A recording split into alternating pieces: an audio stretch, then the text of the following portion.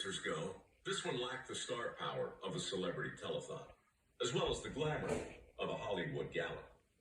For starters, there were no cameras, no red carpet, no A-listers on hand. Just an unknown pianist and a 12-year-old aspiring ballerina named Etta. The venue was also modest, a makeshift stage in the study of Dr. Wooter's home in the little Dutch town of Velp. And the audience? Just a few dozen wealthy patriots who had come to watch the recital. Of course, they weren't as wealthy as they had been 6 months earlier, but they were still patriots, and they still had a few guilders to spare for a worthy cause. And tonight, the cause was indeed a worthy one. Etta took the tiny stage and smiled at the crowd.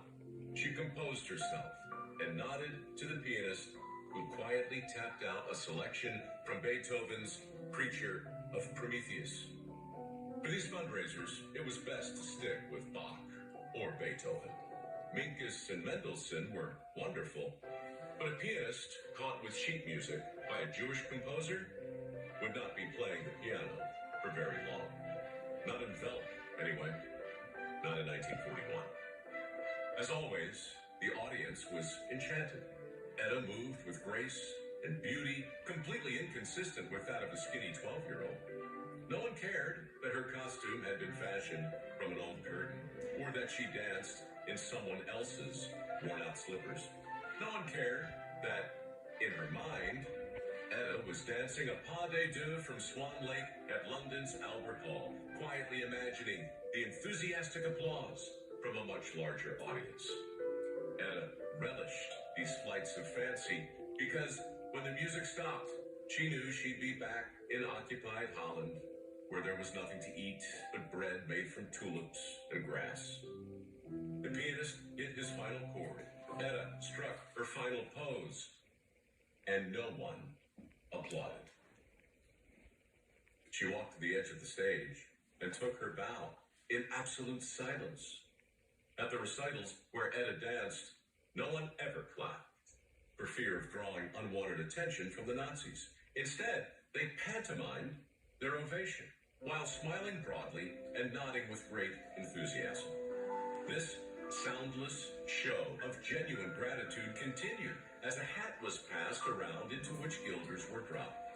Precious guilders used by the Dutch resistance to help repel the Nazi invaders.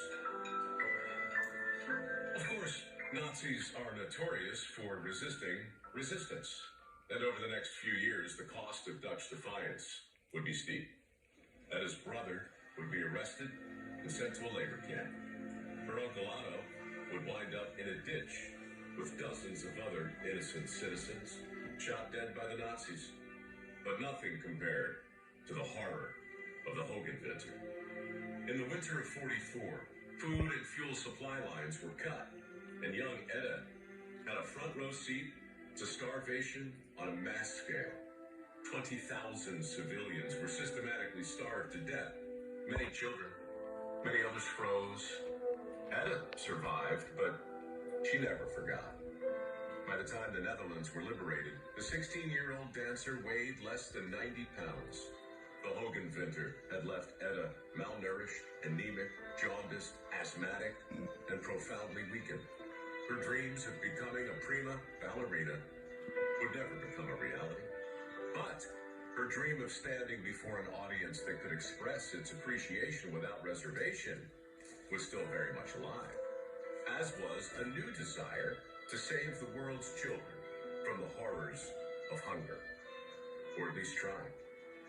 In the years that followed, Etta's quest took her all over the world on a kind of perpetual fundraising tour that generated more guilders than anyone thought possible.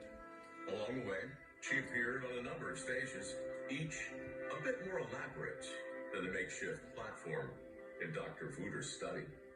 Eventually, Etta found the audience she'd always dreamed of reaching, an audience that could express its gratitude without fear or reservation, an audience that did so time and time again. Etta Van Hemstra only lived to be 63, but when she died in Switzerland in 1993, There wasn't much left on her to-do list. There was an Oscar on the mantle, along with an Emmy, and a Tony, and a Grammy. There was also an iconic little black dress from what many still call her greatest performance of all time. But those closest to her knew that nothing could compare with the Presidential Medal of Freedom, awarded to her by President George H.W. Bush for her tireless work as a goodwill ambassador for UNICEF. Not bad for the skinny kid from Belgium who was never properly applauded for fighting the Nazis, but who brought the whole world to its feet by being the one and only Audrey Hepburn. Anyway, that's the way I hear it.